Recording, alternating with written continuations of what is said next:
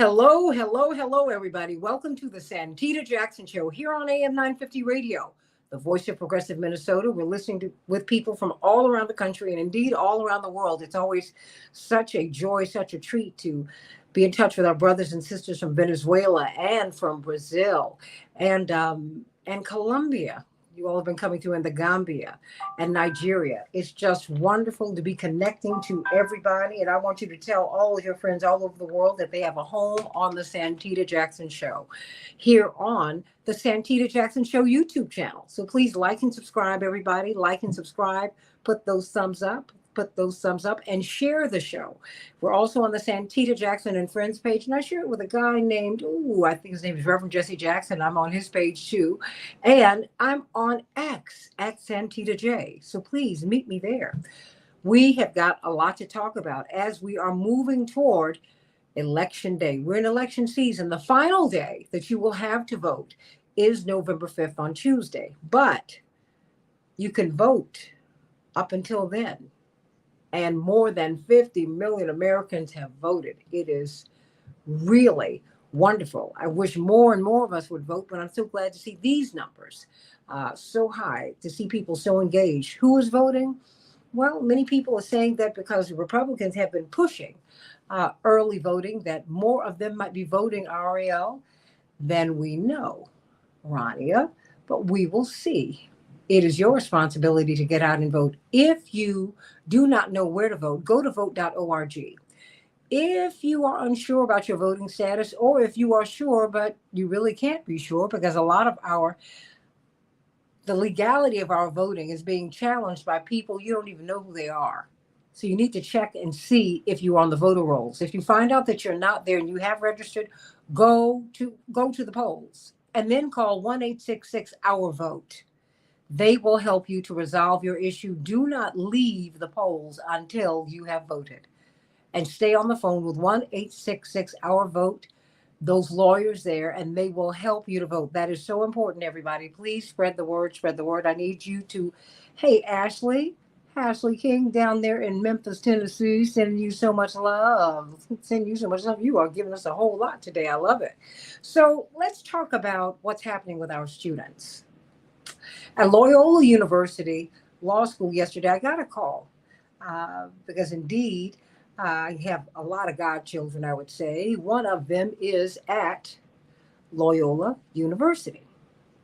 And so at the law school, and I said, well, okay, well, what's going on? They said, we felt threatened at an event by a speaker we had asked Ariel Gold of the Fellowship of Reconciliation, Ronnie Patrice, Democratic organizer and Palestinian American activist, and attorney Mark Fancher, Reverend Dr. Jeanette Wilson. They had asked because of the incendiary nature of this man's work. They said, please don't bring him to the university. They brought him anyway. And seemingly he threatened the students. So we have got Julia from UNC Chapel Hill, a graduate student there. And we've got several of the Loyola University Law School students with us today to tell us about what happened. Thank you for being here with us, Hannah and Jordan and Rama and Zach. And I'm so glad to have all of you here today. And Zach, tilt up that camera a bit so we can see that flag, my sweet. There you go. I love it. I love it. Now you tilt it back down so we can see your handsome face. So, Rama, I know that you've got to leave us fairly soon. Why don't you tell us what happened? Hi, thank you so much for having us. So just to kind of get into it right away, basically about like a week or two ago, a lot of the student organizations started finding out that this speaker, Josh Hammer, was coming to speak about presidential immunity at a Loyola event hosted by the Federalist Society. Mm-hmm.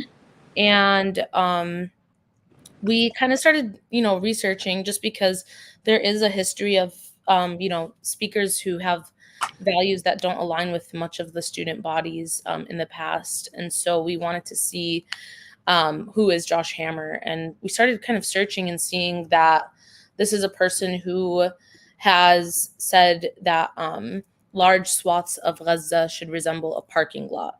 He's a person who has said that protesters who aren't US citizens should be sent packing, and has an article about how to lock up those, quote, nasty pro-Hamas and Gaza protesters.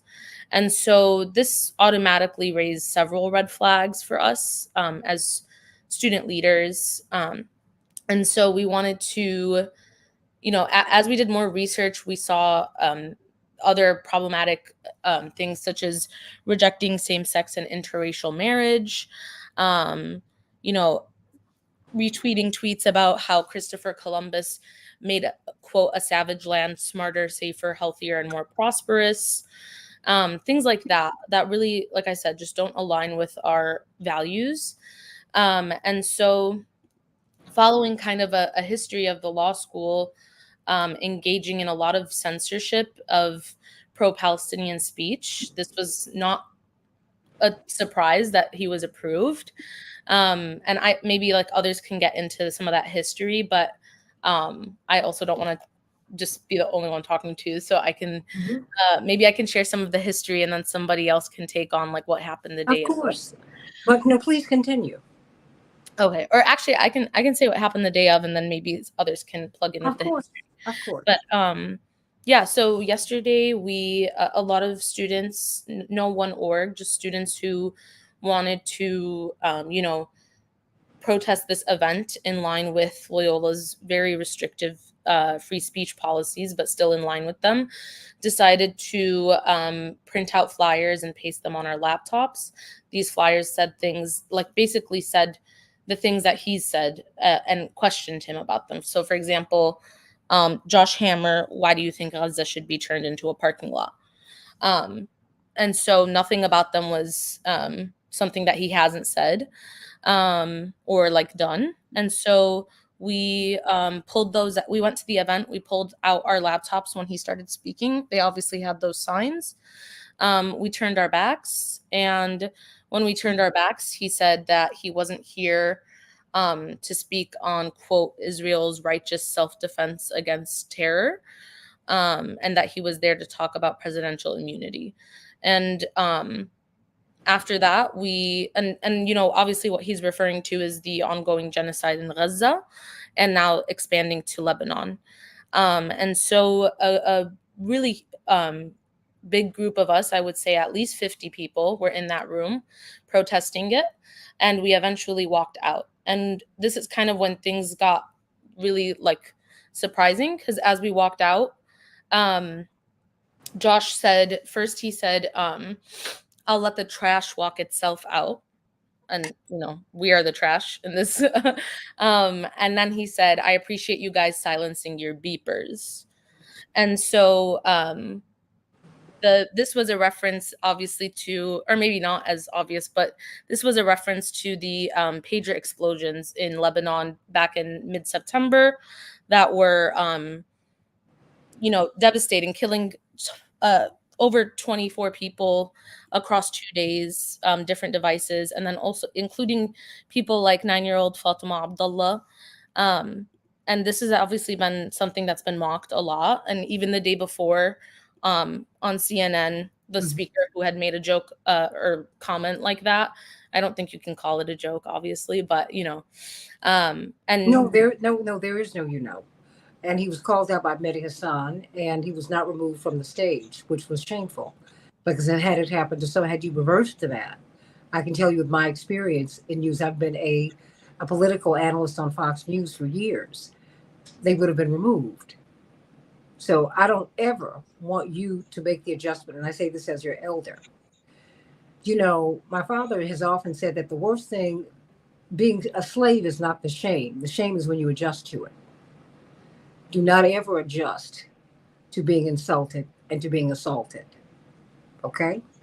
Thank you so much. Yeah, I totally agree. Thank you. Yeah, I mean, even like the night before, Josh Hammer was tweeting that he said he like tagged Ryan, who was the person who had said that on CNN, and he put like FTW, so like for the win. So he was like commending him, and then he tweeted, "The only thing my friend at Ryan Gerdusky, I don't know how that's how you pronounce it." He said, "The only thing my friend is actually guilty of here is apologizing to a loathsome jihad apologist." So that's what he said literally like less than 24 hours before coming to the law school about someone who was banned from CNN, making a very similar comment. And so I can probably like pass it off to someone Oh if they yeah. want to continue. But yeah, we are really surprised that So, well, let me ask you this before I pivot to your fellow students. How did that make you feel?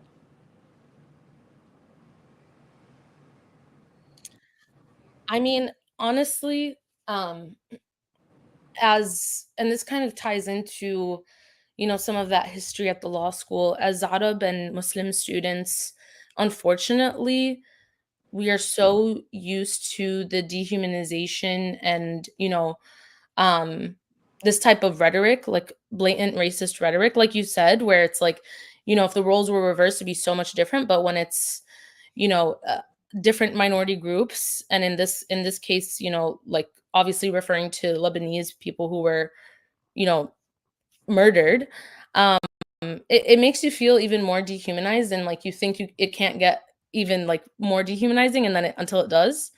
Um, and I mean, I don't want to speak for everyone, but for me, I was like honestly just primarily like livid. I was very angry. And I think that was generally like the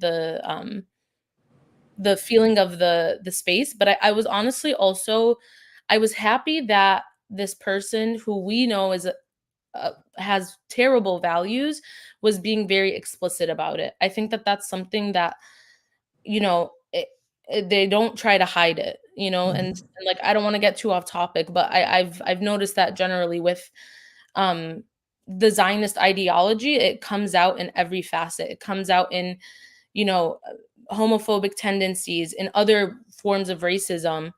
It really it's honestly just various violent manifestations of Zionism, and that was just one of them. So even though it was shocking, it wasn't necessarily surprising. And um yeah, that's kind of how I felt. I wasn't surprised, and I was happy that he was showing, all his he laid everything out. Well, Zach, this has resonated with you. Why? I mean, to me, I feel that, um, again, I'm also a Lebanese American, and this hostile environment is something that we've all grown up in. So it is in some kind of way validating when people like Josh Hammer actually speak their perspectives out in the open so that we can finally address them. Because I think very often, this colonial ideology, which we are attempting to confront, uh, is is is uh, is moved forward in ways that maybe might be more subtle. For example, like in the current political space that we're in, this current political time, it's not Donald Trump and the Republicans who are enabling the genocide in Gaza and Lebanon, but rather it's the Democratic Party who continues to send billions and billions of dollars of aid to bomb our brothers and sisters back in the homeland. So, in some kind of way, we appreciate the honesty from these people so we can actually address things out in the open. Hannah, what happened yesterday? Yesterday, from my perspective, a group of students, after attempting to speak with administration and express their concerns about the speaker coming to campus, um, we didn't make much movement in our prevention efforts. And so yesterday, a group of those students, which consisted of multiple affinity groups and organizations, but also just general students, some from the undergraduate campus, people who don't even attend Loyola, gathered together and in accordance with our school's handbook and policies, we complied with all of the requirements of peace and civility in hosting a protest against someone who brought hate and bigotry to our campus. And the most unacceptable thing of yesterday, or what I felt most deeply impacted by, was as we've said before, the beeper comment. We were walking out of the room silently as he spoke when he said that. And so I think the reaction in that moment, everyone kind of paused, gasped, and only one person turned around and said, "Did you just say beeper?" to the speaker. And he did not reply. And he refused to yield any questions about his comment. But seeing how deeply that affected all of the MLSA, our Muslim Law Student Association, our Lebanese community at the law school, our Palestinian community, and seeing how hard such a violent comment landed was so painful, coming from a place of solidarity, even with, Black movements of solidarity. We've always been united with the Palestinian people because it is the same type of oppression. And I think yesterday we had a speaker who somehow got on campus and did exactly what he was there to do, which was spread hate and recruit people that were like-minded. But yesterday, students got together and they conducted a very civil, very peaceful, organized protest and succeeded. Even the next day, he was scheduled to speak at another university. We reached out to that university and their groups, our sister organizations, and he was not allowed to go speak there. So that, I think, it felt finally a little bit validating that all of our concerns were completely valid. We're not fighting this issue because we're over emotional or we're this and we're that. So I think it felt at the end a bit validating to finally see some response that I wish we had while we were trying to prevent it. Hmm. Well, perhaps you needed to experience this. I mean, I don't glory, trust me, in your pain. But I tell you, when I think of Emmett Till's mother, her pain spurred another revolution in America, and this really, I'm Christian, but this really is a gift for everyone. Our Savior came to disturb the comfortable and to comfort the disturbed. And that is what these change moments do for all of us. Jordan, your thoughts? Thank you so much for having us on the show today. I think that what you said about that this is an important experience to have had, this relates back to an event, a very similar event that was held on campus in the 2022-23 school year, where the Federalist Society, the same organization, invited a very similar speaker to campus, yet there was a very different outcome. Unfortunately, during that event, the event was disrupted such that it could not continue. And students that were there to demonstrate against the speaker were admonished directly by the administration, and police were called to the event. And this was 2 years ago. I am the president of our LGBTQIA plus association called Outlaw. There is a pun intended there. And we were the only organization, to my knowledge, that was alerted by administration to Josh Hammer's invitation to our campus. So in response to this, we made sure that students were aware of their rights, as well as students were aware of the specific activities that they could engage in while demonstrating during Josh Hammer's presence on campus. And thankfully, this was a successful event. I believe that after the event, it was very difficult to move past feeling and move towards thinking about what happened. But as soon as I could start thinking about what happened, I was so reassured by just the amount of people that were there in solidarity to stand against such a vehemently negative and racist, homophobic, xenophobic person being invited onto campus. Now, I'm a law student, and I've studied the First Amendment. I know that free speech means more speech, but that does not mean that free speech comes without consequences and comes without the ability to hold the people exercising their free speech to accountability. So I'm really glad that we were able to yesterday come together as a community standing in solidarity with one another. We were able to have an experience where we successfully demonstrated without violating the school's code of the school's community guidelines, as well as raising this very important issue. While Josh Hammer's presence on campus was allowed by the administration, it came with great risk, and that risk was validated. The risk that we all knew of things that could happen during this event, they did happen. There was harm to our communities, several communities on campus. It's unfortunate, and but not surprising. So. I'm going to take solace in what you said. So hopefully there are lessons that we can continue to take with us from this demonstration, in order to continue exercising our free speech rights. Well, you know, before I go to the elders on the panel, Rania, you shall lead us, although you're the baby elder. I'll put it that way. Let me speak with Julia. You're at UNC Chapel Hill. I mean, it seems that this is something that is happening at universities from coast to coast. I don't think that Loyola University School of Law is in isolation. What do you see?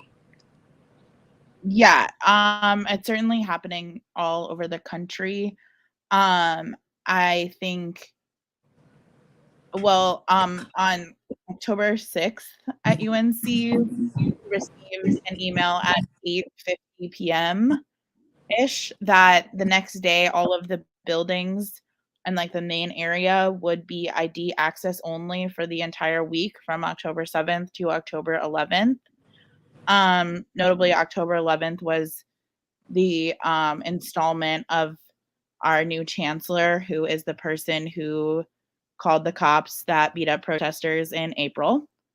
And so they locked all the buildings. They basically instituted a police state.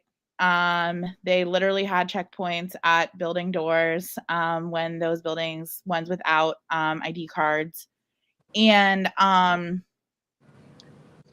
they yeah, it was really horrific, and I think something that really stands out to me from that in particular is that my second week of school at UNC, there was a school shooting in which a faculty member was murdered, and there was no increased security presence on campus afterwards. And I don't think that cops keep us safe, but I did expect to see some level of something. And I vividly remember going to school the next day and being like, wow, it was a few days later, being like, wow, like kind of weird, you know, they're not doing anything. Their faculty member was just murdered. And they did all of this. They put all of this police presence. They did all of this to stop us from protesting a genocide. And meanwhile, they put fences around the Israeli flag demonstration to protect the flags and the students doing that. So I think we see this huge double standard in terms of free speech at universities all across the country. I think this is just one example here at UNC. It's another example at Loyola Law School. And but you know, we're seeing these arbitrary free speech practices, these time and place restrictions being put into place. But I think, like, I don't remember who said it, like someone said, like, it is important to keep exercising our right to free speech because we do have that right in this country. And additionally, I feel really, it feels inspiring that you all did call these organizations at this other school where he was supposed to speak the next day, because I do think that shows the power of these networks that we're building across the country to protest this genocide. And it's great that it sounds like the speech at the other university was canceled. And so I think that is something that's like kind of inspiring that we are all seeing this. We're learning from each other how to combat these arbitrary tactics. Yeah, that's what I'll say.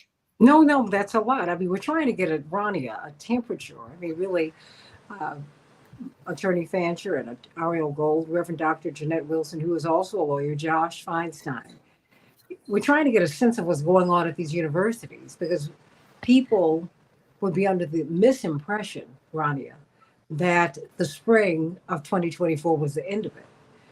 And you know, what do they say? Truth crushed to the earth shall rise. Not the end of it. It was the end of the beginning. It has continued. But to bring people who are openly and flagrantly hostile and threatening. I mean, when I got the call from these young people yesterday, I heard they sounded like they were frightened. And that's what was really disturbing to me. They sounded frightened. And that's not the atmosphere that our children should be functioning in. So talk to me.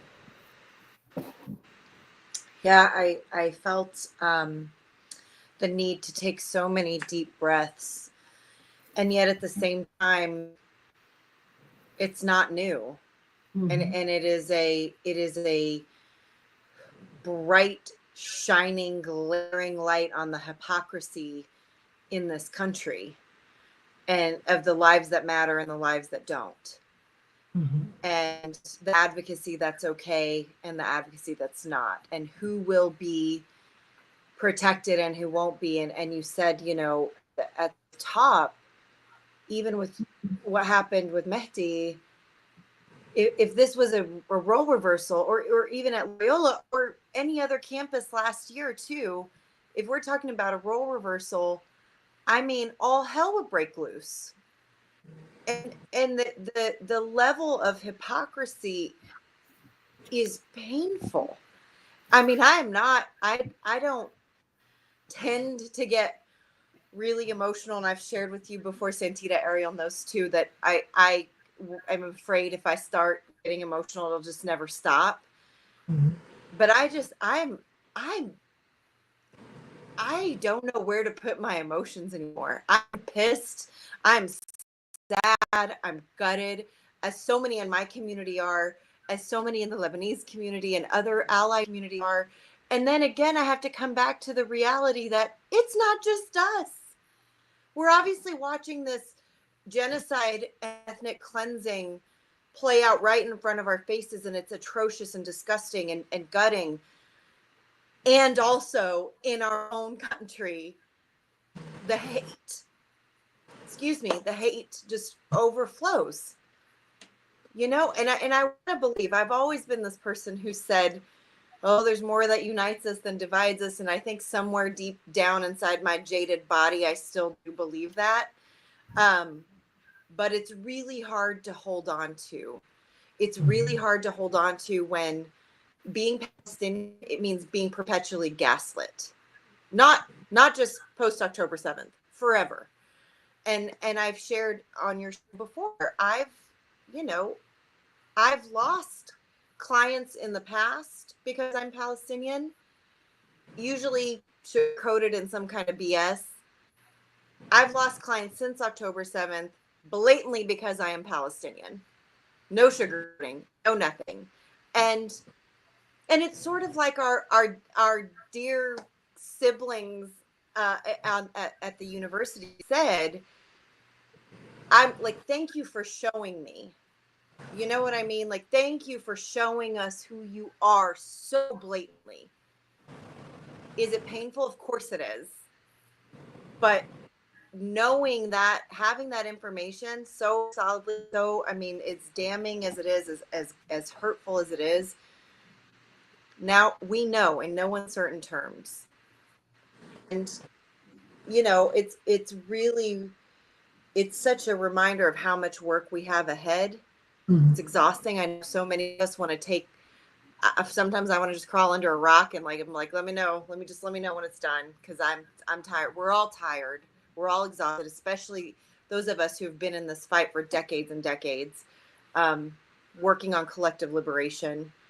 working on justice and equity and everything that that means in this country and around the world. And we are tired, but we can't stop. And this is where we hold each other up. We stand shoulder to shoulder and we hold each other up and find humanity in each other. And remember, again, reminding myself at the same time that first and foremost, we're citizens of this planet. First and foremost, we're human beings. And yeah, sorry, I was a lot, but it's all a lot right now. I think. But it should be. It's really hard. No, I mean, Yeah. and it's supposed to be. Attorney Mark Fancher, what say you? Yeah, I first want to salute all of the students. You have the ultimate respect for what you're doing. But I also want to urge you not to get weary because you're winning. I mean, you should be inspired and excited. You are winning because we have to understand the dynamics of struggle. For generations, students have been waging struggles of various kinds on campuses. People have been waging struggles in the streets. And part of Dr. Martin Luther King's genius was he understood that if he could expose the hatred that was confronting his community, if he could bring it onto full display, that would cause the people and appeal to their better nature and understand that, and help them to understand that they needed to unite and try and crush the hate. He provoked confrontations and conflict so that it exposed it and it caused people to rally to his cause. But he underestimated the depth of it. And he never really fully transformed the nation in the way that he hoped that it would. And so we see that hatred. But what has also been a continuing feature of life in this country is the arrogance of power and a recognition and an understanding that as long as power felt secure in its power, that it could essentially neutralize any efforts to do what Dr. King did. So that if somebody protests an injustice, if somebody tries to advocate for a cause, then rather than responding to it and taking the bait and responding with hostility and aggression, they simply go with the flow. And that has been the response of university administrators for generations. When students have tried to protest dorm room conditions, or they've protested because the food in the cafeteria is bad, the administration gives them full leeway and opportunity to say as much as they want to say. If they want to weigh in on some foreign issue that is not related directly to the university and doesn't in any way impact its operations, their First Amendment rights are fully protected and guaranteed because they've learned their lesson. They saw what happened at Kent State. They learned what happened from Jackson State, and they don't want a repetition of that. So whenever you see people in power depart from that playbook, whenever they start coming at protesters with aggression and hostility, then that means that they feel that they're losing. That's an act of desperation. That's an act of someone who feels that they really need to shut this down through whatever power they have left so that they can stop it in its tracks. And those who are the targets of that really have to understand that they have struck a nerve, that they have done something that has caused people to become very nervous. And this overall issue of Zionism is one which has always been one which has caused people who defend it and apologize for it to be extremely paranoid and to be extremely frightened by the prospect of losing whatever traction they have gained through, with respect to world opinion, whatever influence and power they've been able to gain, because they come from the outset, they come at this from a position of extreme weakness. They come into a territory that's already occupied, and they displace people. They engage in acts of violence in order to preserve a state which is propped up and which is engineered by and maintained by a global empire. They have to use repression, and they have to oppress people in order to preserve their power. And then they're also, at least from their perception, surrounded by not just people in the region, but from around the world who know what they're doing and who are looking at ways to struggle against that and to overcome it. And so they're perpetually afraid. They're perpetually paranoid about what might happen. And so they're perpetually desperate. And so they use whatever, any kind of resistance to what they're doing appears, then they feel the need to crush it. They feel the need to do whatever they have to do to wipe it out before it resonates with people, before people begin to recognize what's happening and their consciousness is raised. But Santita referred to us as elders, and what comes with being an elder is the opportunity to have had the opportunity to observe over a long period of time. And even though you're facing extreme resistance right now, 20, 30, 40 years ago, you would not have been able to do even what you have done. Absolutely. You would not have even been able to stand up in a public place and to voice concerns about Israel without severe consequences, possibly even losing your life. And what makes it possible for you to speak now is the ongoing struggle which has been waged over those decades, which has raised the level of consciousness of people around the world, even to the point of those who are within the community that Zionism is presumably intended to protect. An ever-growing number of people who are of the Jewish faith who understand the contradictions of this secular philosophy, which in many ways contradicts the most basic and fundamental tenets of what Judaism is all about. And certainly, they cannot stand for something that's essentially a genocide that's conducted in the name of a holy faith. And so people are beginning to understand this. And this has people extremely desperate.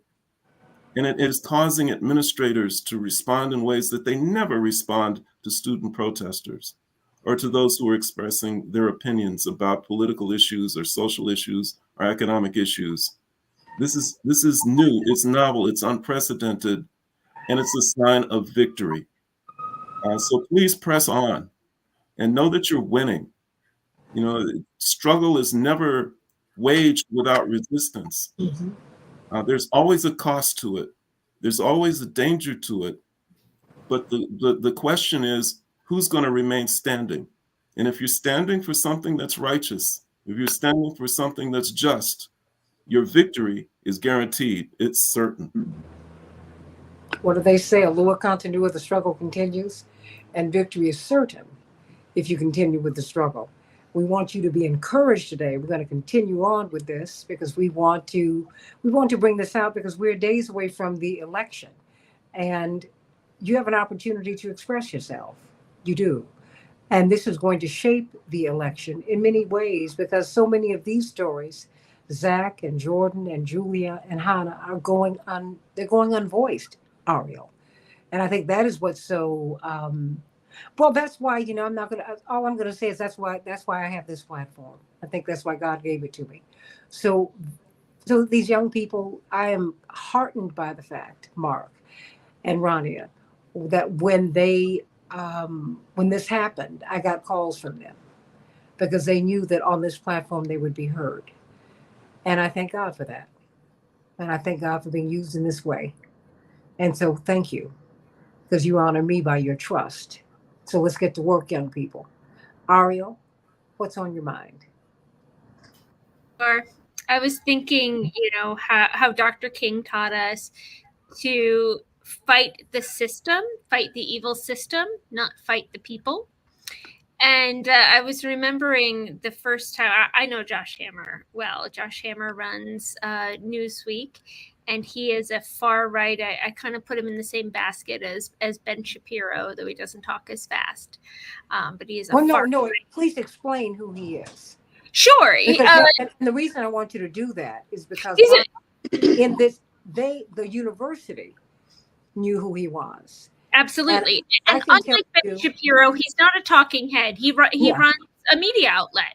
no, he runs Newsweek. He runs Newsweek, absolutely. And if folks recall, when Newsweek, not that it was ever a lefty mag or anything, but that when it took kind of a hard right, that was Josh Hammer.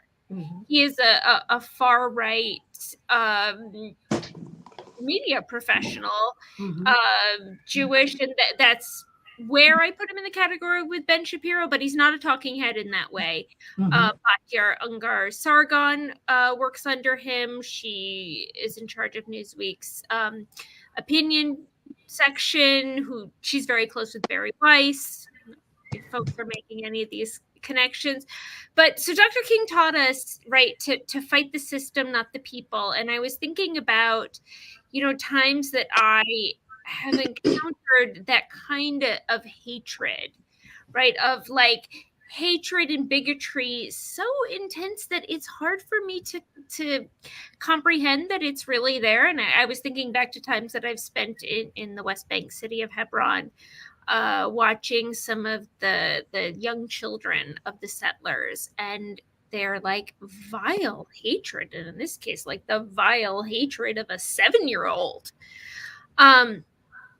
and it's difficult, right, to hold that, what ultimately we know is pain, but to hold that kind of hatred, and and that's painful, right? Like it's deeply painful.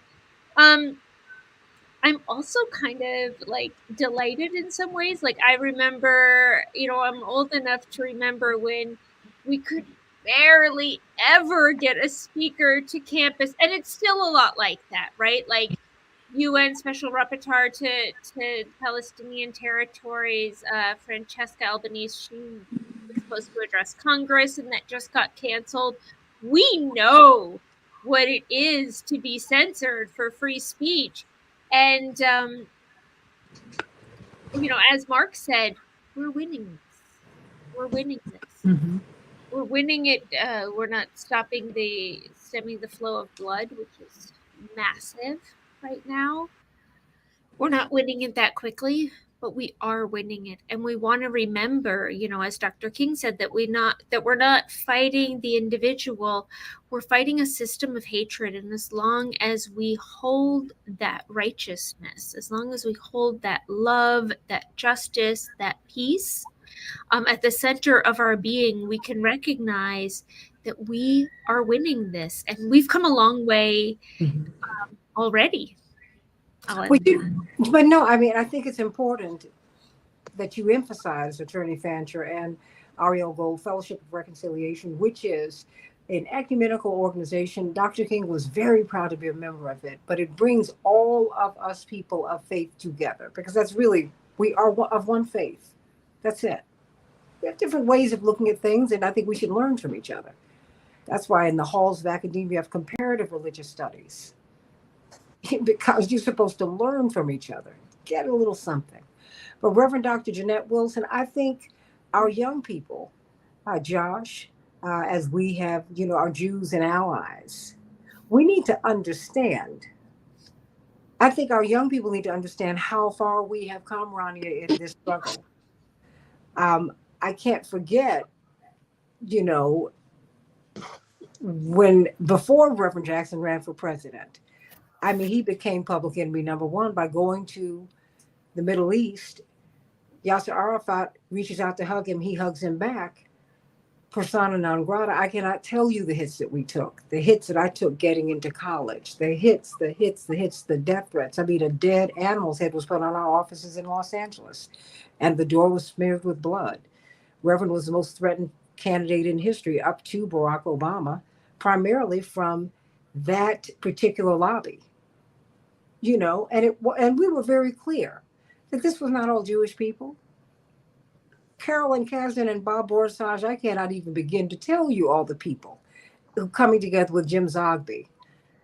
And I mean, just so many people who came together of all backgrounds in spite of all of that. But it's important for you to understand that there was a time, Jeanette, Reverend Wilson, that you could not mention the proper noun Palestinian in the public discourse, Rania. As you remember, we had a no talk policy. Zach, you need to understand that. Jordan, Julia, Hannah, that you could not mention Palestinians by name. That, I mean, you had an ambassador, Andrew Young, who was fired from his job as the ambassador to the United Nations because he had a back channel meeting, which is what diplomats do all the time.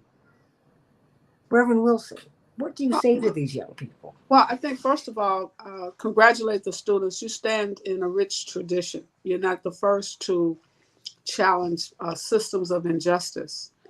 And when Dr. King was killed in 1968, college campuses all across the country began to demonstrate mourning the loss of Dr. King as we were trying to determine who would be our next leader. Those who were following King, some were following Malcolm, some were following others.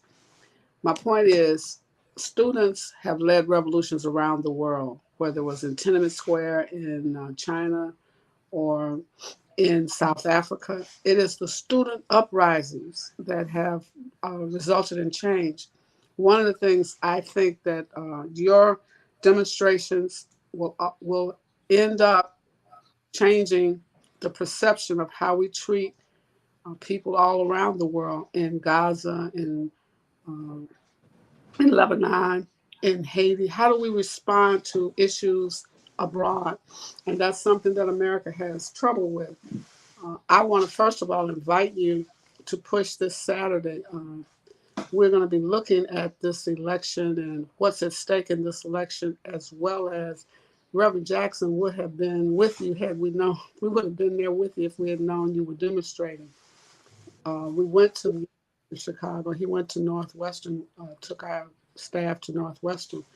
One of the things in protests, you have to begin to develop allies outside of your campus network, primarily because we will give you lawyers to provide support for you. We will make sure that we contact boards of trustees at these universities so that we can protect you, but also there are many levels to change. And so you need support from multiple places, and you'd be surprised the level of support that you will get. There's an inside-outside strategy for change. And so I want to encourage you, and we want to support you. These are issues that will not go away by November 5th, or even by the end of the year. But they are issues that we must all address and respond to. We cannot, any of us can be comfortable watching innocent babies murdered based on some adult behavior, adult positions on things that are not really significant at the end of the day. Schools destroyed, hospitals destroyed. And the other thing, students, you place yourselves at risk of not getting your diploma on time, not being able to graduate. And so we must challenge these universities. The same universities that had slaves, supported the slave trade, are the same universities that are now against the protection of the Palestinians in Gaza and around the Jerusalem corridor. And so I believe that you're on the right track, but you also need the help of others to support your cause, because it's not just your cause, it's our cause. And when we say we want justice and when we say we want freedom for everyone, that means freedom here and freedom abroad. And so I know that the struggle when we were fighting, and Santita remembers this, to end apartheid, it didn't seem possible that we would end it in my lifetime. Absolutely. And we marched, let me just tell you, we marched at the South African Embassy all around the country every week, consistently. Rain, snow, sleet, or hail, we were marching, Free South Africa. And when Mandela was released from prison, we thought that was the only victory we were going to get. When he became president of South Africa, it was just amazing in our lifetime. And so do not feel that you will not reap the benefits of the freedom movement that you are sowing. You will reap what you sow. As a matter of fact, you're going to reap more than what you have done. Mm-hmm. So we want to encourage you, but also have a dialogue. Oh my word, Reverend Dr. Wilson, but that's true. I mean, Rania, and I remember because I was arrested, Mark, in college, first week of finals at the South African Embassy in Washington, D.C. You got pictures of me in handcuffs, hair newly done. Like, wait a minute, what am I doing? But I knew what I was doing. We knew what we were doing, but that was in 1984. We didn't know that just a few short years later, Mandela would be released from prison. But we kept marching and fighting and pushing to make it happen. And you did it at great risk. And some of us don't make it, at least on this side of eternity. We go on to eternity and just keep on going. But Josh Feinstein, if you could hold on, because we're going to continue this discussion, and I'm going to have to take a station break, but we're going to continue. Because I want to get, I don't know how long you can stay, Mark, but I want you to give us a word just in a minute. Because I think that these young people need to know, as you said, that we're winning. Zach, we're winning every day. Julia, Jordan, Hannah, we're winning every day. You don't know how much you've won. You don't know how much you've unsettled the establishment. That is why they brought this young man and put him in your face. They wanted to know what you would do. And the fact that you resisted nonviolently means that you've learned a profound lesson. And Dr. King paid for that lesson with his life. And so many other people paid with their lives. But they're cheering you on from heaven right now. Because you're fighting the good fight. You're fighting the right fight. So I want you to understand, as Mark said, Rania, you can be filled with righteous rage and indignation, and you should be, but let that be your fuel. Don't let it make you a fool. Don't let it make you lose that quest for nonviolence. We have to become what we want of others. We have to become the peaceful, beloved community that we want Palestine to be, that we want the United States, that we want America to be, that we want the world to be. We have to be that. I'm Santita Jackson. This is AM 950 Radio, the voice of progressive Minnesota. Back with more in just a moment. The Santita Jackson Show, AM 950 Radio, the voice of progressive Minnesota. It is a joy to be with you today. We are in the voting season. On Tuesday, November 5th, we need you to get out and vote, vote, vote, vote, vote. If you don't vote, you have already voted, everybody. You're making a decision. You need to get in it to win it. Your skin is already in the game. Please go to X at Santita J. We're streaming there and on the Santita Jackson and Friends Facebook page. That's the only place, everybody, that I can accept friends. Please go there. Oh, the Santita Jackson, it doesn't work. Please go to Santita Jackson and Friends. I'm begging you, please. And then go to the Santita Jackson Show YouTube channel. So, they play with my algorithms. That's why I need you to put those thumbs up, everybody. Play with them. Thumbs up. We have got Zach and Jordan and Hannah from Loyola University School of Law. They are protesting and making a difference. Julia from UNC Chapel Hill. My young people making a difference. We are so proud of you. The elders, that's right, Attorney Mark Fancher. Brilliant cultural critic, civil libertarian. Rania Patrice, Palestinian American activist. My sister beloved, you're my brother beloved too, Mark Fancher, all of you. But we're the elders here, Josh Feinstein, Jews and allies. We're the elders, that's right, we are. And Ariel Gold, Fellowship of Reconciliation, Reverend Dr. Jeanette Wilson, we are people of a certain age. We're supposed to encourage our young people and help them to get through this, because the song says, Mark Fancher, Lord, don't move my mountain, give me the strength to climb. And my pastor often said, God needs to know if God can trust you with trouble. You've been promised a place at the table, but in the presence of your enemy, because your enemy, your opposition is God's child too. And that does not just apply to Christians. We're supposed to learn from each other, everybody. Okay, Zach? That's what we do. So, Reverend Dr. Mark Fancher, I'm sorry, Attorney Mark Fancher. I got you.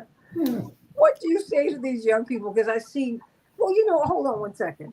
Zach, I see you nodding vigorously in assent. I mean, you are saying, what's resonating with you with what we're saying here?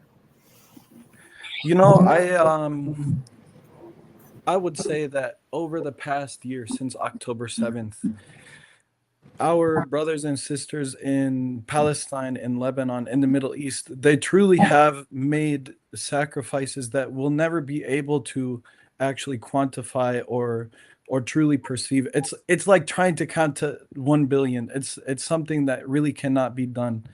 But their sacrifices, what they have given for all of us, truly is a chance here in the United States, in the West, to look inward and look at what are we citizens within the belly of the beast. That's how I refer to the United States, the belly of the beast, truly, because our policies, the policies of our government rather, have oppressed the rest of the world for quite a long time.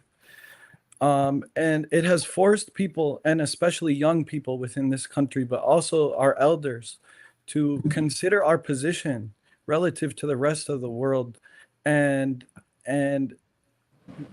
even take action against that against the supremacy in which has existed, against the hunger for profit which has existed at least since the Second World War and the United States' domination of the world order.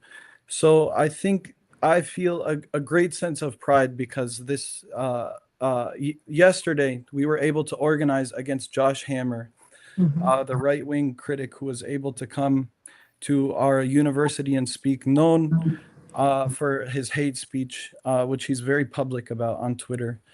And the beautiful thing is this, right?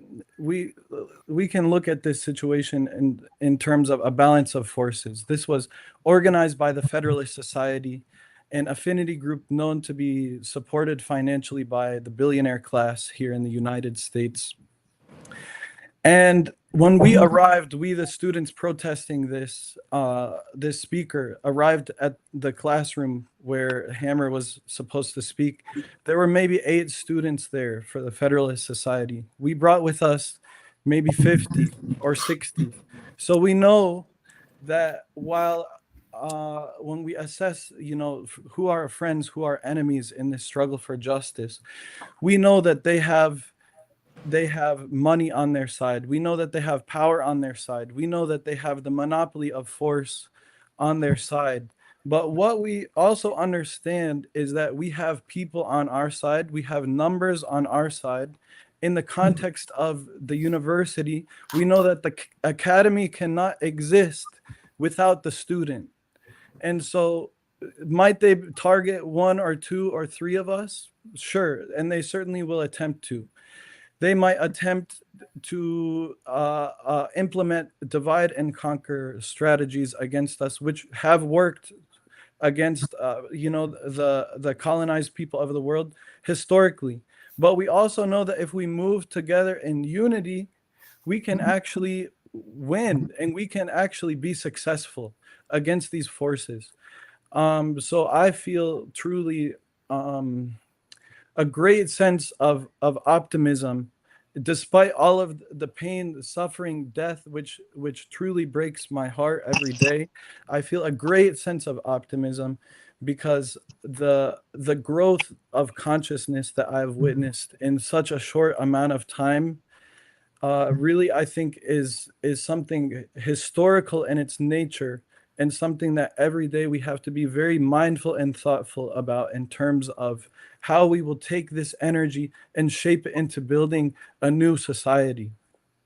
What about your family? How are they doing?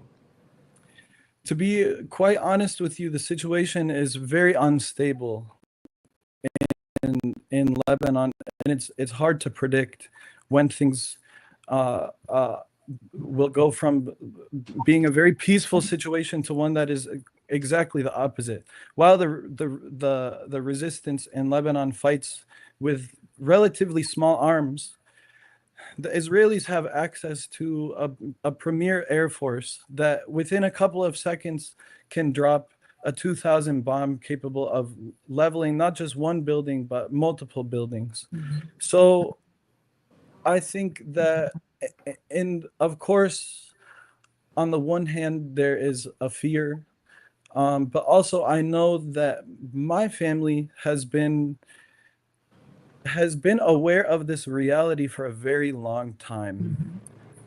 And I think that to people who are struggling for justice and liberation, death, imprisonment, retaliation, all of these things are always on the table. But I think that they also feel very proud and justified that they're on the right side of history, and that they're fighting back proudly for their land and not simply allowing these colonizers to come and take what's not theirs. So it's a difficult situation for sure, and I'll tell you what, it's hard to focus in class I every was going single to ask day. you about that. How do Yeah, are you talking to anyone? How are you getting through that? we do it. To me, what I feel like I've increasingly realized through this period is the only way that we can get through times like this is community.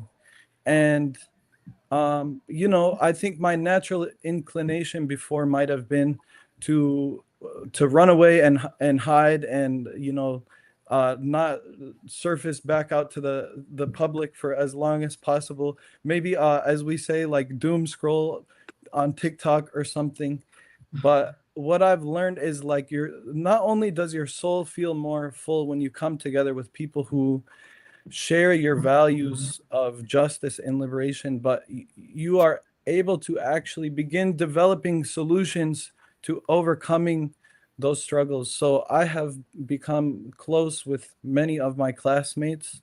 I've become close with many members of the community outside of my school, and I lean on them for support. Bless your heart. Josh Feinstein, Jews and Allies, before I pivot to you, Attorney Mark Fancher, what say you? Because I mean, inherent in your organization's name is pulling us all together, Yes. pulling Yeah. us all together in an alliance, really in brother and sisterhood. So similar situation as with Zach, communicating every day with people in Lebanon, and then saying, coming onto this call tonight, it's really good to see you, Santita and Mark and Reverend. It's an honor to be in your presence as well. Coming onto the call, to be honest with, like Renee was saying, there's a feeling sometimes of, honestly, despair. But digressing a bit, the U of M protests where the faculty superseded the regular channels of law and went right to the Attorney General of Michigan so as to charge the students with felonies. And that feeling of deflation. But I come on this call and there's Zach and Jordan and Julie and Anna, and they're protesting and they're still going at it. And not only are you winning, you're filling us with hope. You're giving us our second wind. We look at you and we say, damn it, if they're still doing it, I can continue to have hope too. So thank you. I mean, that's what I say is it's the long game. It's not going to be easy. Being trite, I'm thinking about being, from the 70s. I'm thinking about the Rocky Balboa thing of, just getting up each round, getting up each round, getting up each round, getting up each round, and just keep on going and keep on going. Yeah, and then as Zach said, we lean on each other in between. But just honestly, coming here tonight, in my ignorance, because I've been paying so close attention specifically as to what's going on in Lebanon this moment, I was not aware of Zach and Jordan and Julie and Hannah doing what they're doing. And I'm like, wow, from different corners, we're still going at it. We have not given up. And that I'm filled with a lot of gratitude right now, actually, despite everything. I'm filled with gratitude. We have to tell these stories. I mean, because I tell you, when my father was in college 60 years ago, You had the student protest movement, Zach and Jordan and Julia and Hannah. That was really it was spreading like wildfire across the country. My father had a horrible experience at the University of Illinois. At that time, black men did not play at the quarterback position, which is what he was recruited to do. And he ended up going to an HBCU called North Carolina A&T State University, which is where they had the protest at the Woolworth counters. But they had been protesting at Fisk, Mark. They'd been protesting all over the country. And this is before the internet, Zach and Jordan and Julia and Hannah. I mean, Reverend Wilson, Josh. There was just something in the zeitgeist. There was something in the air. And I think that's what you all have caught, that spirit. And I just think that is a wonderful thing. And it's very interesting that it would happen in 2024. It just, when you've got, as we continue, I want to know how this is shaping you politically too. Not whom you're going to vote for, but why. Is this making you want to become more politically active? But what are your thoughts, Mark? I mean, as you have told these young people that they are winning, and sometimes when you're in the midst, you don't think that you're winning, Mark. Yeah, I think they should also be aware of the fact that, just as Josh said, they're inspiring people without knowing that they're inspiring people. I work a lot with an organization called the National Conference of Black Lawyers, and right now, the Michigan chapter is engaged in some struggles with the University of Michigan and Wayne State University about how they've dealt with the encampments back in the spring. But I didn't just sort of spring into that organization. The fact is that I didn't know very much about it when I was in law school. I just assumed it was yet another bourgeois legal organization. I paid little attention to it. But what caught my attention was in 1984, National Conference of Black Lawyers, which had been engaged in work around Palestine for a while, had been invited to send a representative to the Palestine National Council in Ahmad, Jordan. And at the time, the chair of the International Affairs section for the organization was a 28-year-old new lawyer named Adrienne Wing. She went on behalf of NCBL to the meeting in Jordan. And at the end of it, she took her place in the receiving line and walked and greeted all of the dignitaries. And when she came to Yasser Arafat, who at the time was the chair of the Palestine Liberation Organization, she embraced him as was the custom and as was being done by everybody. But what she didn't know is that at the time of that embrace, there was a New York Post photographer who snapped her picture. And when she got back to New York, she was met by a huge crowd of people and media and police and others. And she was wondering who's on this plane. And when they told her it's you, she asked why. And they unfolded a copy of the New York Post, and her photograph took up the entire upper fold with screaming headlines that said, "New York lawyer beats the drum for terrorists." In the wake of that, National Conference of Black Lawyers lost all of its foundation funding. Her job was threatened. There were bomb threats repeatedly. All kinds of things were coming at the organization. And I remember reading about this and going, wow. And then the final line of the article was when Adrienne Wing was asking, in light of everything that's happened to you and to NCBL, will you change what you're doing? And her response was, quote, "Hell no, we're going forward." And I said, that's the organization for you. That would be the organization for you. But why was that the organization for you? Why? I've been with it for 40 years because that's characteristic of what the organization's all about and how it rolls. And, I told Adrienne about that, some years afterwards, and she was quite shocked and surprised. But the thing is that we never know who we're inspiring. And so I encourage you to continue to fight and to make no apologies about what you say and how you say it. Don't become politicians. Don't try and shape your message. Don't try and adjust it so that it's going to be more palatable to certain people and certain communities. You just tell the straight truth and make no apologies about it. Keep your back straight, keep your eyes moving forward, and you will have the victory that you're seeking. Well, what do you say to Ashley King from Memphis, who says it doesn't feel like we're winning? Because if this is winning, I sure hate to feel what not winning feels like.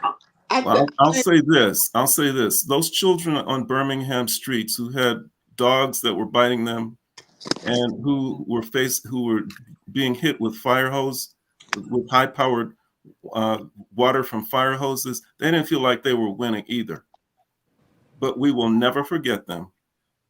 And they changed the face of this nation. Mm-hmm. But I think one of the struggle is always hard, and it always never feels good. That's why they call it struggle. But it triumphs. I think, Mark, one of the things that propelled Dr. King, Gandhi, and many others who continued this fight, this struggle, you have to have some faith in a being that's bigger than you. And it's that faith that gives you the energy to get up and go and face another day of negative threats and taunts and all of that. You can't just go it alone. And the fact that you have a team, it's important. You're not alone. And then letting others know what you're doing, like coming on Santita's program, you'd be surprised the number of people that will be praying for you, supporting you, and believing in what you're doing. They may not march with you, may not stand on those grounds, but they, when we used to picket, everybody didn't picket. Some people brought us water. Some people just would be on VON encouraging us and telling others, those young people, that's what we want them to do. We're grateful for it. So you're winning gratitude. You're winning people who have no ability to do what you're doing, but they are watching you. You're being viewed by fallen soldiers who can't fight anymore, but they can watch you with great pride. When I think about Reverend used to march and would try to do everything and did a whole lot. He can watch you and see himself being replicated. Dr. Otis Moss Jr., who was with Dr. King as Reverend Jackson was, they can see the next generation coming forth and standing tall. So you're winning. It doesn't look like it when you're on the ground, but you're winning each and every day. And you just don't give up. You cannot give up hope. And that is why we, like NCBL, should be contacted to be supportive. We're going to have to file some lawsuits against these universities that are causing students to not be able to march in graduations, telling them they don't have the freedom of protest and freedom of speech. They don't have a right, based on the fact that they pay tuition, have a right to decide who you're going to listen to and what kind of, you at least have to have a right to challenge speakers based on your perspective of things, have them answer some questions. And so we have to make sure that you're protected legally while you're in law school. Because see, they'll threaten you with, you won't pass, you won't be able to be admitted to the bar. I mean, all kinds of things that others can help you and fight for you while you fight for us. But Reverend Wilson, what are their rights? And I'm going to go back to you, Zach and Jordan and Julia and Hannah. I mean, what rights do they have? I mean, do students have any rights? Reverend Wilson? Students have the right to peaceful protest, and you got to define what is peaceful protest, and to disagree with people that are invited to the university to speak to you. You do pay tuition, even if you're on scholarship.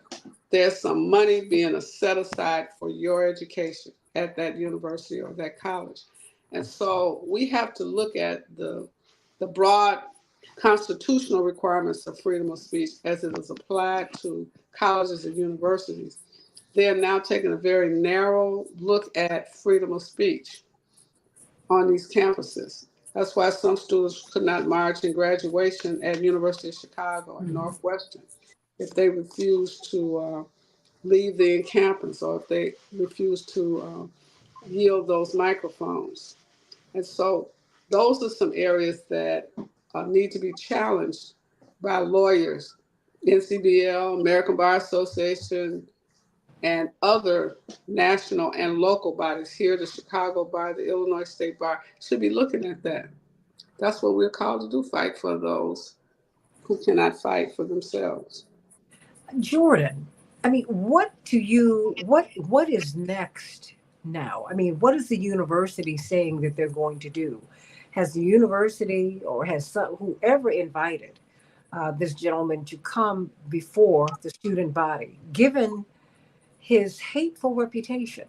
I mean, I don't care if he's the editor in chief of Newsweek. I know it's prestigious, but it makes me look at them very differently to know that they have this kind of figure at Well, the helm of the magazine. to your point, the university can bring a person to campus. Remember, a few years ago, University of Illinois had invited President Trump. Mhm. Students refused to go. They can't make you go to the lecture Mhm. or attend the event. And so they ended up canceling it because they didn't have any people there. Oh, that can happen. I mean, Jordan, what say you? I mean, what is going on now? Well, certainly what's next in a continuation is continuing to stand in solidarity and leaning on each other. Yesterday was a great show of who we are able to trust in our student body to ensure that we're thinking together, working together, acting together. Some of our next moves are to ensure that Josh Hammer does not return to our campus now that he has violated our community guidelines. It's unfortunate that he had to be given the opportunity to violate our community guidelines in order to be barred from our campus. But what our next steps are. Well, wait a minute. Yeah. What do you mean by that? Because I mean, given because apparently, from what I can understand, Hannah, I mean, and you all jump in, and Julia, I know you're not at Loyola, but this is something that we're watching, Zach, happen at your schools. I mean, how is it? I remember when Reverend Jesse Jackson opposed the invasion of Iraq. Joseph Lieberman, who was the senator from Connecticut at the time, you remember this, Reverend Dr. Wilson. My father made his living and helped to feed the organization with his speaker's fees. They wiped that out for almost a year. Remember that? Yes, I mean, Joe Lieberman made phone calls all across the country and wiped out a majority of those speaking engagements for quite a long time, for almost a year. I mean, so Jordan, I mean, what happens next? Because I'm wondering, is this guy on tour? I mean, I'm sure. Well, that's what we understand, is that he was on tour, and after some students at our university reached out to his next stopping point, this is correlation, not necessarily causation of why his event was canceled, but his event today that was scheduled did not occur on the University of Chicago campus. So what also is in our future is ensuring that we are treated equally to those who have counter ideologies. An unfortunate event that occurred on October 7th was that student speech was silenced based on a never used policy by the university. When there was a Palestinian vigil that was scheduled for October 7th. And very late on, I believe it was Friday preceding October 7th, the university sent out an announcement to all student leaders that all student organization events that were scheduled for October 7th were canceled because the undergraduate campus was on fall break. But the law school doesn't observe a fall break. We were in our classes. Everything was regularly scheduled. So while this speaker was allowed on campus, we must also be allowing voices of the opposite ideologies to be present on campus and be able to exercise their rights to free speech. So while Josh Hammer was allowed on campus, he proved the risk that we showed to the campus and university administration prior to his presence on our campus. And while he might be barred from visiting our campus in the future, that doesn't mean that the Federalist Society isn't going to move to their next speaker who could be just as vile and have just as much of an abusive rhetoric towards students in our communities on campus. I think. No. That, I Okay, think sorry, Reverend Wilson. I'm Yes. thinking there are two levels. One, you want equal time for an opposite position. Number one. Number two. So are you saying that? Wait a minute. You're saying that these students should request that now? Now, yeah, you should request who would you like to hear from? Don't make it generic. Have some recommendations. One, two, has anyone talked to the Board of Trustees? Have you all communicated with the Board of Trustees? When I was at school, we wanted a Dr. King library, and the administration told us no. So we went to the trustees because they fund the school. And I'll never forget this little old lady. She said, either give them the library or I withdraw my resources from this school. She was head of the Lilly Foundation. So they gave us a building and books because that lady said either they get them by, and she gave them a date certain to move all the King books to our little place. And that was it. So the trustees have a different level of power over the administration because they are the funders.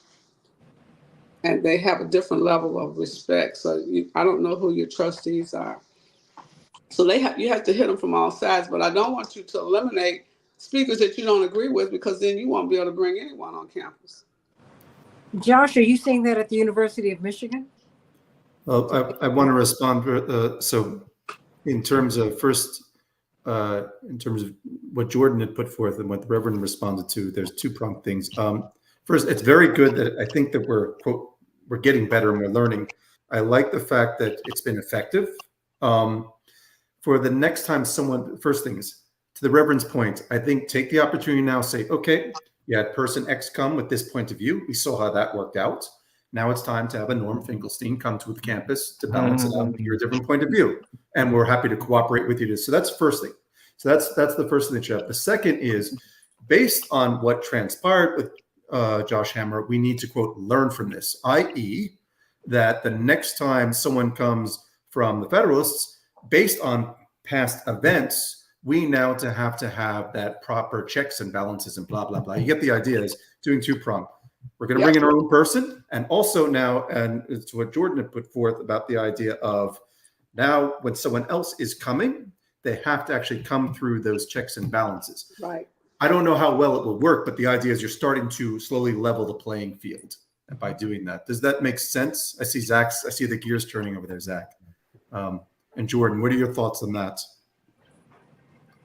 So that makes perfect sense. And the unfortunate reality is that it's understood that this guest was approved all the way up by the president of our university.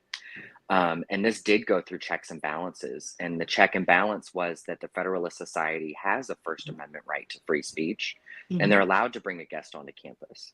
So some of our next moves as well are ensuring that those who have guests on our campus, the Federalist Society and the students who invited him, are then held accountable personally as well, which is a portion of our community guidelines. So if you're going to invite a vehement speaker onto our campus, you need to know that there are going to be repercussions if they go off script, or if they bring this hate speech onto campus. So while his event was purported to be centered on Trump versus United States, the presidential immunity case, he spewed hate speech at our students.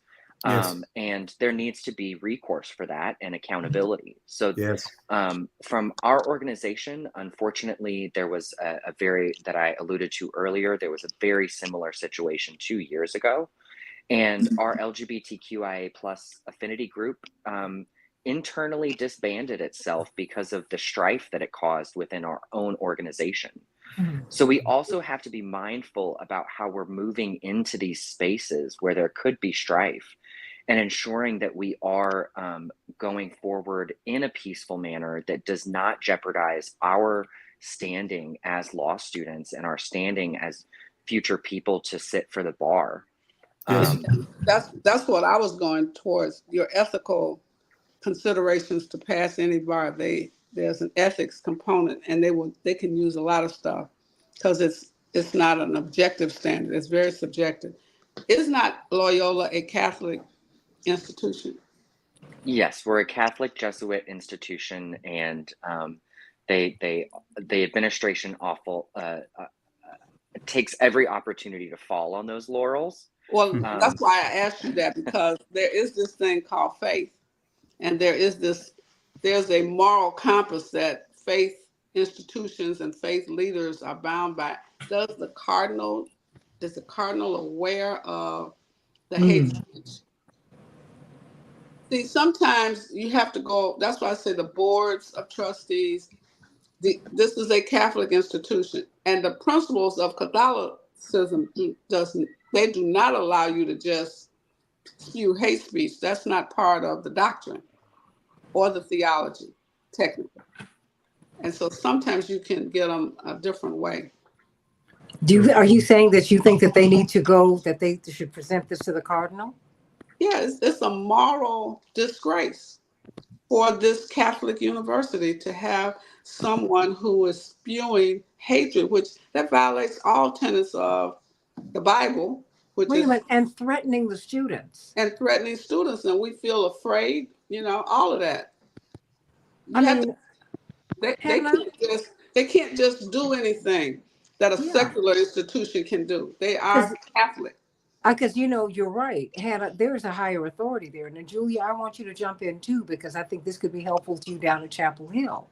Hannah, had you thought about, and Jordan and Zach, had you thought about even, because the highest authority, it's the church. And you've got your cardinals, and you have the Pope. And quite frankly, the fact that you all felt threatened, and that you were actually threatened, that this was not in the newspaper today, Reverend Dr. Wilson. I said, wait a minute, how can something like this happen? And this is something that I bumped into on Twitter. In a religious institution, they can't say I don't have a faith. They have one. They project it, promote it, and abide by it technically. So the cardinal and the Pope is very clear on, you got to get to him, but you got all these cardinals and bishops. I write everybody. Well, Hannah, what say you? I will say that that was not the first consideration. The way that we dealt yesterday, I think, was also very reactionary as a community. We anticipated a much more peaceful assembly and did not anticipate someone who is quite known for the rage baiting. We knew that he was looking for a reaction. He was looking to incite some sort of, unrest on our part that could just further embolden his own statements about who we were and what we were standing for. So because of that, we didn't engage. And that is what caused his reaction, his hateful comments. The way that we dealt at the moment was by approaching administration directly, approaching the dean of the law school, approaching the dean of our mission statement, which Loyola's mission statement is based in social justice. It's one of the main reasons why I came to the university, and many others who grew up organizing or grew up involved in social movements like myself, and even just knowing that Loyola had this history of, Miss Mamie Till Mobley going to the university, and I wanted to be a part of that legacy. And so we first approached the dean of the mission and the dean of the law school. And it was very knee-jerk, kind of on the same floor that the event was held, directly to their office. And they began the kind of quote-unquote university's reaction. Because we had reached out to, I'll refer to them as Big Loyola, the undergraduate campus. And that's what we call them Big Loyola. And those were the kind of quote-unquote codes of conduct we were held to when Jordan mentioned the vigil being delayed and pushed back last minute. We were, we had to follow Big Lola's their lead, and even the admin from the undergraduate campus was present yesterday. And we chose not to engage with them and to only engage with our law school admin, but I do think it's worth considering how high to escalate this for the greatest impact, not only for us, but also for the schools around us. I'm very grateful that when we reached out to another Chicago law school that was going to host him today, their administration reacted in the preventative way that we tried to on our campus. And I think part of, as we were speaking of earlier, part of the kind of waiting and organizing in a reasonable, as much as reasonably as possible, is because there is that fear. We have the ethical component of the bar that we all have to pass and sit for. We all have families to protect and futures to protect. And I think there's that consideration, as well as how can we move as safely as possible, and how much of our safety are we willing to give up and security are we willing to give up for this righteous cause. I don't think you have to give up anything. It is really, if you engage in a moral request as a question, so we had some concerns about a speaker that was sponsored by the Federalist Society, and it gave fear and pain to many students in the law school. And we are asking for the school to consider amending some aspects of the policy that allows people to come onto our campus in these very perilous times. I mean, you have to put it like you're trying to protect the school, not for you, but this is for the school itself and other students. And we're just wondering, how do you think we should handle this? Because every place in this country and around the world there's a great deal of tension. But you know what, Reverend Wilson, if I may interrupt you here, but that's part of the reason, Zach and Jordan and Julia and Hannah, I constructed the panel this way. I understand. I wanted your elders, I wanted Josh Feinstein to be here. And no, really, and Rania, Patrice, and Ariel Gold, and Attorney Mark Fancher, and Reverend Dr. Nett Wilson Esquire to be here. Because you want to fight, but Reverend Jackson often says you have to know how to fight. Yeah. Because as he was moving into activism, because Dr. King, he was the generation behind Dr. King. So you had people, so Dr. King was mentoring him. And then they had people who were older than Dr. King who were also helping. And hey, reaching out to the cardinal is something I need to do.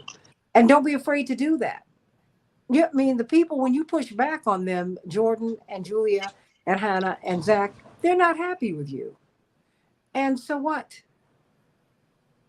Because look, you're a Catholic institution.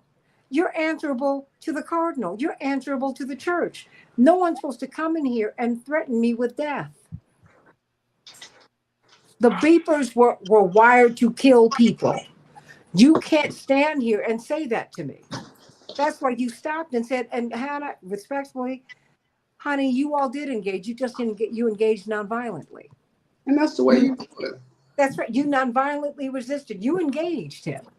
And he was expecting you to be as aggressive and mean and vulgar as he was. But you gave him something else, and he did not know what to do with that. I promise you. So, I mean, now Josh and Reverend Dr. Wilson, let's shift it to Julia, because she's at UNC Chapel Hill, which is one of the super Ivies. It's also a state school. Yep. I mean, Julia, do you all know that? I mean, if you wanted to lodge a complaint, would you stop with the president? Would I stop? Sorry. Well, no, Julia. I mean, if you wanted to lodge a complaint, if you had what happened to you on your campus, what happened. And I mean, because you've had disruptions, their encampments have been disrupted. Do you know who to speak to beyond the president? Would you think to go to the board of trustees? Yeah, so we've tried that. Mm-hmm. There in the state of North Carolina for the past 10 years, there's been a systematic Republican takeover of the University of North Carolina system. That was completed recently with the installation of Chancellor Lee Roberts, or as we call him, Robert E. Lee. What do you all call him? Robert E. Lee. Robert E. Lee. It's naughty, but it's clever. Clever. That's rich. Okay. And the provost, who his name's Chris Clemens, and he is a white supremacist. He was the faculty advisor for a group at UNC called Youth for Western Civilization, which is a white supremacist student. It's a now defunct white supremacist student organization. And he actually is really who holds the power. But yeah, unfortunately, the state has had this systematic takeover that has now been successful. And yeah, we saw, I think one thing I want to mention is we saw at the University of North Carolina, Charlotte, much like at many schools, we saw the university take down a sukkah during the holiday of Sukkot, which a sukkah is a temporary structure built during Sukkot, which is the kind of end of the high holidays, and it's a holiday about harvest and a holiday about welcoming in people to your sukkah to eat and dwell. And we saw that at University of Chicago, at Northwestern. We saw a sukkah taken down. We also saw it at UNC Charlotte, and I think to me, Oh, wait a minute. Isn't that offensive to you? Absolutely, yes. So to me, that is what is anti-Semitic. These universities are telling me as a Jewish student that they are doing all of this nonsense to protect Jewish students, and then they're turning around and being actively anti-Semitic themselves. And opposing genocide is not anti-Semitic, but tearing down a religious structure is anti-Semitic. So, just a moment.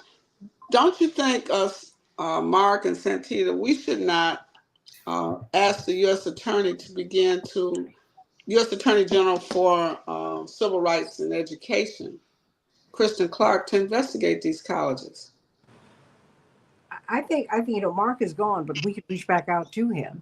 No, but I think that we should call Kristen Clark. If I can get just a write-up on each of these universities, do know that your father's university, North Carolina A&T, has the same problem because the state is taking over HBCU land-grant colleges and appointing boards of trustees who then select the president. Absolutely. Or the chancellor. So this is something that we're really going to have to look into. So can we get write-ups from you? Can you all come together from Loyola University and speak with your fellow students at UNC Chapel Hill? Yeah. Because this is really about protecting you. Because as I was reading, and we'll do another show on this, top law firms shrink from the heat of the Mideast conflict. People are not being given their degrees on time, Josh Feinstein. They are not, and let me tell you, you can get through might even get through the process of taking the bar, passing it. But guess what? You will get this question in the interview process when you're trying to get a job. This is with you. Yeah. And with these people taking pictures and behaving really like intelligence officers, because they're going to the demonstrations, they're recording everybody, and this is such a violation of your fundamental civil and human rights. But you've got to record it, and you have to put the Department of Justice on notice. You have to let them know. Yep. that you wait a minute, you know the law. You're law students, and they can't just treat you any kind of way. It's unfair and it's unjust. It violates the law. But Zach, that's why we need to help you fight. yes, Zach. If I may, yeah. I mean, with all due respect, I greatly appreciate um, all the comments being made. I think Excuse me. Who? possibly I speak for only myself, but I'm wondering if other students concur with my perspective. Um, when we sit and watch the press secretary for the Biden administration consistently on nearly a daily basis cover up the crimes of genocide in Israel, it's very hard for me to feel that justice will be achieved by reaching out to that same administration in a different capacity. As much as these people might understand the law, as much as they might claim to represent one value, the same administration is doing the exact opposite in its day-to-day practice. So in terms of putting the administration on notice that we recognize we are being wronged in a way, in a legal manner, I personally feel skeptical that this is how we will achieve justice as students and as people in this country. I don't think a plea for justice to people in power has ever really been able to achieve material victories. I think that those victories have come through our organization internally as students and as people, and our solidarity with one another, and our demands and our actions on the streets, in our workplaces, in our schools.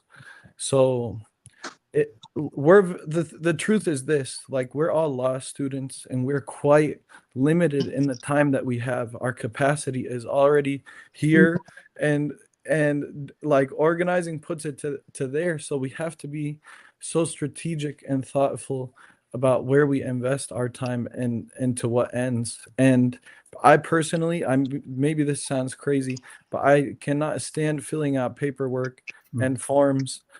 And I think that if we were to pursue this this tactical approach of achieving justice, there is the risk of getting caught in a whole lot of paperwork and a whole lot of forms, and potentially not seeing the fruits of our labor.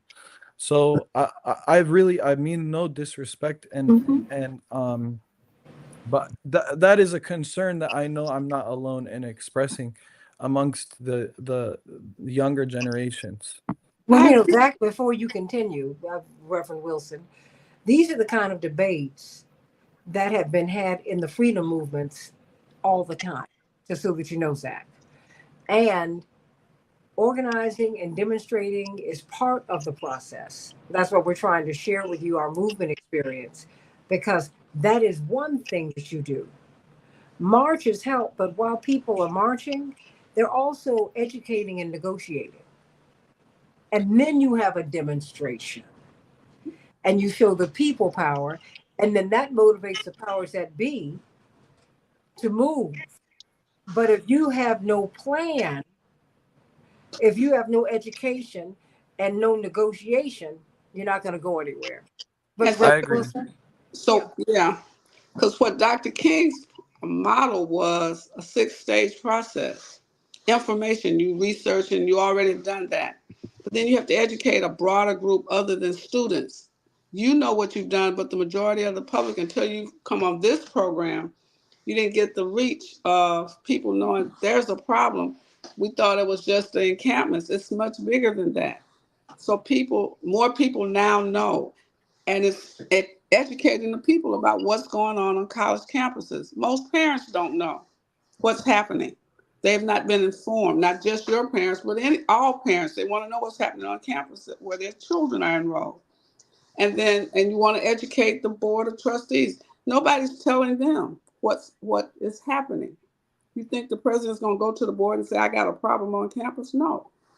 Now, while you're educating and you're forming yourself and educating a broader group, you find out there are more students like you all over the world. You probably already know that. Now, I'm not asking you to fill out a piece of paper other than just write up what you have, what problems you're happening on your campus and other campuses like yours. Then we get to the U.S. attorney and have them do an investigation. You don't have to fill out any papers. They have a duty to protect and enforce the civil rights of everyone, particularly in educational institutions. So we push them to do that. You don't have to do it. You're in law school studying. That's not your job. You're out there. And then, it's just a whole lot of things with this strategy. And that's what, because that's what these organizations are for. Yeah. What you do is you collate the information, Zach and Jordan and Julia and Hannah, and share it. Then you share it, and then they go with it because this is what they do for a living. You got all these legal groups: ACLU, LDF, Legal Defense Fund, and NCBL, American Bar, different legal institutions that can handle this. Right? They have nothing else to do but do paper. They're not in law school anymore. And they want you to graduate. So we want you to graduate and pass the bar. So we're not trying to add pressure to you, trying to help you. But to make a record of Jordan and Zach and Julia and Hannah of what is going on. Otherwise, if we speak to these people, and these people have spoken at the Rainbow Push Convention, for example, we have access to them. Yeah. And they're going to be in power for another 2 months. You at least put it on the record that this is what's happening. The squeaky wheel gets the grease. And part of the demonstration is widespread information. Reverend Jackson, people used to say, why does he call a press conference? Because you want the world to know what's going on. And you all have much more media than we do because you got social media that we can push information out if we know it. And then you do try to negotiate with schools. That's when you're at the table. And then if negotiation doesn't work, you go back to demonstration. Certainly. Well, also, because remember with Mandela was in negotiation as a prisoner.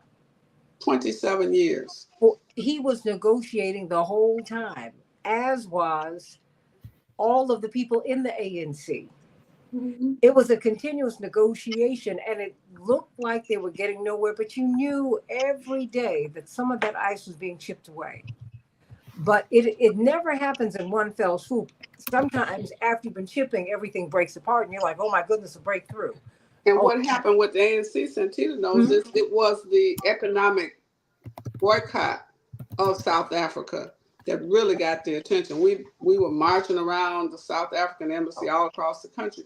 But when we boycotted certain companies doing business, that got their absolute attention. They didn't want to lose all that money. Well, we made them pariahs, right? Yes, and the school. That's why BDS, there's such a pushback on it, because people saw what happened with the economic boycott that preceded the breaking of the back of apartheid. Wait a minute, not the apartheid in Gaza, because that's where that is now, and you still have remnants of it in South Africa today. But breaking the back of apartheid, there were so many layers to this process, Zach, and so what we want to do is share with you how it actually works, because sometimes I think that people are under the impression that the theater, and I'm not diminishing it, of the largest audience that Dr. spoke to was not the March on Washington, but was the anti-war march on Vietnam in Central Park, where they had more than 1 million people. And many people who worked with Dr. King said that was then Josh Feinstein, the decision was made to eliminate Dr. King because he had become virtually, because he was also made his opposition to the Vietnam War known at his speech at the Riverside Church. He had become the head of that movement, and they said that made him the most dangerous man in America. But he was still going to speak to audiences of 20 people, 10 people. trying to talk to young people, this is what was happening. So it's, and because we keep hearing about marches today, Zach and Jordan and Julia and Hannah, and that's wonderful. But there's so much other work that happens. And that's why we want to share that with you. So if you can give us a synopsis, even of what happened, that helps, because, when you go to the Cardinal, you need to be able to say, hey, this happened. What are you going to do about it? May I jump in? Yes, no, please. Absolutely. Yeah, and thank you so much. I said in the chat, I'm not sure if you're able to see, I really do appreciate being able to learn just from the processes that you all have taken and the people that have come before you have taken to kind of guide our path forward. I truly do appreciate it. And I'm of the perspective that we all need to bear witness. Even when you say just write it down, I'm like, yes, exactly. We just have to write it down. We have to bear witness and create that history, and write that history ourselves, so it's not told by somebody who wasn't there. And I'm sure we would be more than happy to talk to Julia, and just get something in writing, just to notate what has happened. Absolutely. And I'm happy to do that. And I have a question for you both about just this form of organizing is new to me. I think my lens as an organizer was forced to have shifted when I entered law school, and that felt new to me. It felt like a professional space where I was much more limited in my advocacy, even while learning to be an advocate. But you're now in this professional space where every day is an interview, and so what do you all have to, and even how you said that marching is just a piece of the puzzle. And so how can we navigate working outside the system to resist it, and also having to work with administrators and with escalating issues to the board of trustees and so forth, to work within that same system at the same time, even when it's so difficult to trust it? How do you navigate that? Reverend Wilson, and I know Josh Feinstein is going to have to leave shortly. Well, I am too. I think you have to realize that the system itself really doesn't know how to change. And so if you look at them as, I am educating you, I am not your enemy. Dr. King did not he did not declare you are my enemy. He said, these people need to have access to equity and justice. And so once you shift it where you're not fighting them, I'm trying to help you reach more students. Students are concerned about these things. These are legitimate concerns. So your education is not with hostility, it is with facts that you share with them. This is causing anxiety among students. Many of the students have relatives there. Many of the students' parents and others are from this place. And so when you invite certain speakers without thinking about the impact it has on a broader audience, it causes discomfort on the whole campus. And so you have to present it as, we're trying to help you get better. Because like you said, I picked this school for these reasons, and now I feel some kind of way about it. You're not declaring a war. You're merely saying this is a more excellent way to move forward. And that's what the education, everything you do is, I am trying to educate you about how massive and difficult this situation is causing for law students and other students, and how it's not limited to our campus. We want to be a model for the rest of the campuses. I mean, all kinds of ways to get people to see your perspective.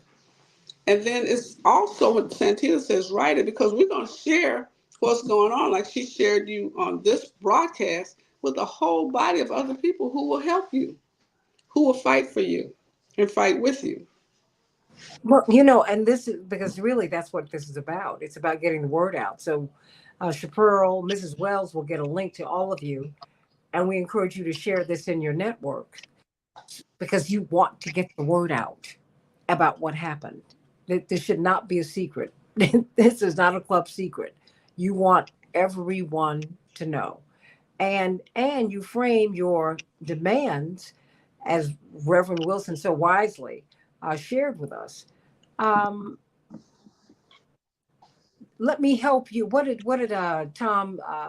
Oh goodness, Tom Cruise say in what was that wonderful movie that he had with Cuba Gooding? He said, "Help me, help you. Right. Help me, help you." I want to make Loyola a better school. I want to make UNC Chapel Hill a better school. I want Harvard and Yale to be better schools. I want uh, I want all of these schools to be better. I want Columbia to be better. I want all of these places to be better. I want you to handle this well because you're not doing this right now. And when you help people to understand how they will be advantaged by making the change, that's when the change will come. It became too costly for South Africa to be known as the apartheid state because nobody wanted to do business with them, Zach. I mean, when you saw them in the Olympics, you turned your backs to them. I mean, it was just, they became a pariah state. And that is increasingly what is happening in the Middle East right now. But there were so many layers to it. It wasn't just a march. That's important. But it was constantly negotiated.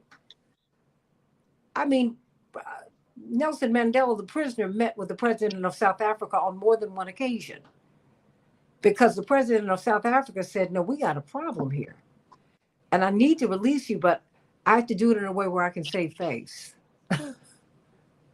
That is what happened. So it happens like that. It happens like that. I'm going to go around with our students, and I want you all to give us a word and share with us what it is that you want from us, how we can help you, because that is why we're here. And I want to say a special thank you to Mrs. Shapiro Wells, who really helped to pull all of this together. She was finding all these people, Reverend Dr. Wilson, because she wanted so desperately for you all to be heard today. And we're going to give you the links to this so that you can pass this around. And now you all are in media. Go forth and make this happen. Julia, what's on your mind before you go, sweetheart, with this lovely icon that you've got? I love it. Snoopy on Yeah. watermelon. I mean, that's rich. I'm just too rich. Well, first of all, thank you for having me again. It's always great to be here. And I think I'm thinking about with this South Africa conversation about the boycott, divestment, and sanctions movement. And I'm thinking about that today we saw Barclays divest their shares from Elbit, which does feel like a victory. And I sometimes think that in this struggle that is so difficult that we're continuing to watch a genocide going into its 13th month and occupation and apartheid going in for 76 years. There are victories, and I think eventually we will see the Zionist project fall and we will see liberation. And so I think for me, it's important to come back to why we're doing this, but also have some amount of hope, because I do think that in our lives we will see a free Palestine from the river to the. Yes, we will. Of course we will. This freedom will come. A lower continuity, the struggle continues. Victory is certain, but you got to continue with the struggle, my young people. Jordan, what's on your mind? What do you want us to know? I am just extremely grateful to have sat in the presence of the elders that were gathered this evening to guide us in our next steps and to provide us with such context for a struggle that is representative of struggles that have been continued throughout the ages.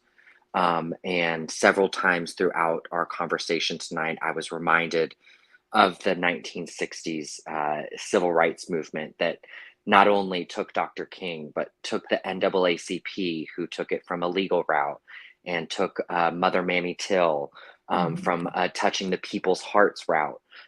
So while we stand in solidarity, we must lean on each other's strengths and find ways to use those strengths to the betterment of all people.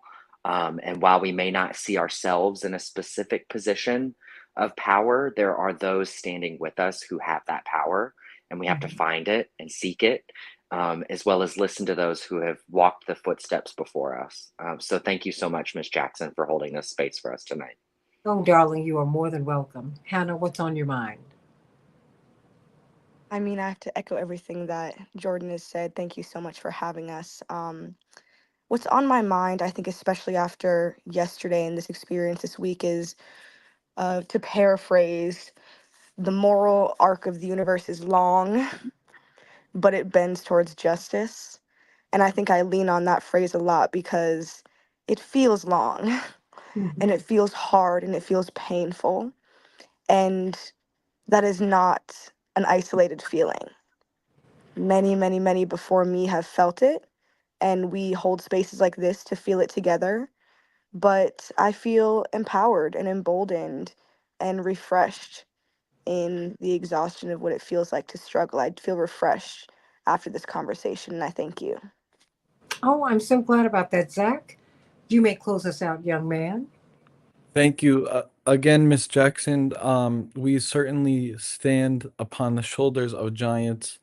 And one thing that I've learned just becoming more and more involved with organizing is that while the context may have differed, just going back and reading the documents, reading the history, reading what of the struggles of previous generations gives us so much context to be able to move on in this period. And I suppose that my ask for the elders is, one, to give us grace as we take our steps into roles of leadership and as we assume responsibility, and two, we ask for your support because truly, I believe that our generation faces monumental challenges. It's not only Palestine, it's not only the struggles of climate change which we are certain to face. It's not only the increasing inequality in this country, which is showing no sign of improving, that we all will be facing. But really, it's a struggle for the soul, not only of this country but of the world, and it's an existential one. So I hope that we can all move together in solidarity, learn from each other, the elders from the youths, and also the youths from the elders.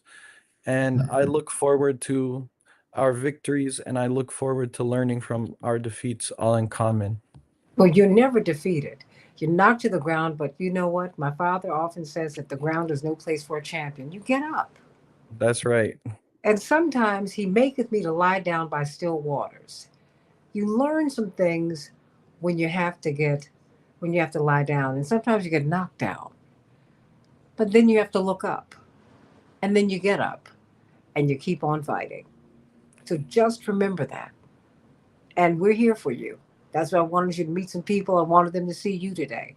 And I wanted you to understand, I want all of you, Jordan, Hannah, Julia, Zach, we're all Palestinian, we're all Black, we're all Jewish, we're all Muslim, we're all Buddhist, we are all Christian, we're all gay, straight, we're everything. We're all members of the same community. Anyone who's been under the boot of oppression, we should find community with each other. And if you keep living long enough, Jordan, Zach, Hannah, and Julia, you'll be a member of all of these communities. You will be, because you will know what it's like to be excluded. You'll know what it's like uh, to feel like no one cares about you. You'll fear for your family. I mean, if you keep on living, the Lord gives you an opportunity to live on the other side of every accusation, every unkind thing you've said or thought about someone. You get that opportunity. So let us clean out our hearts and let us move toward the beloved community that is ours. That is the promise. And we must build it together. That's the only way it's going to be built. And we're going to have to love each other. It's not a suggestion, everybody, it's a commandment. Didn't say I had to like you, but I sure do have to love you. And if I love you, eventually I'm going to like you. Think about it. The people you love, who pass on, who irritated you in life, you laugh about them after they have transitioned to eternity. And let's figure that out before we get out of here. How about that? So let's keep on fighting, Zach. The people in the Middle East and all around the world are counting on all of you here to lead that fight, to do something for them that they cannot do for themselves.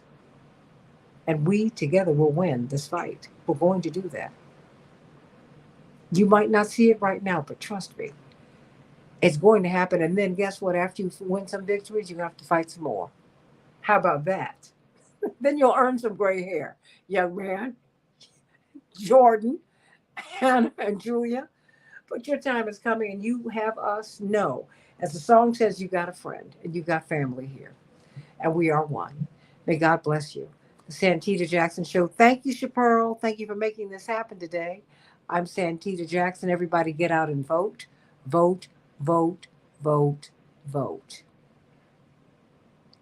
Your voice makes a difference. I love you, everybody. I'm Santita Jackson. God bless.